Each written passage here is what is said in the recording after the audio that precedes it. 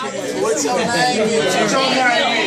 I'm new to this, yet it flows through my veins.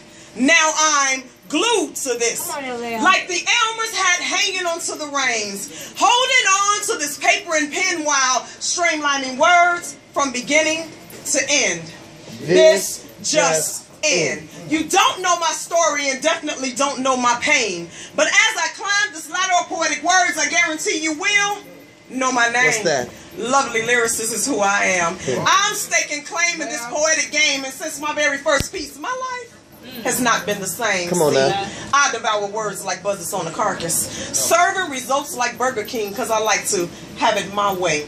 Spoken word makes my day, and with my mind being filled with so much to say, I often pray that I don't someday die from an overload of this spoken word epidemic.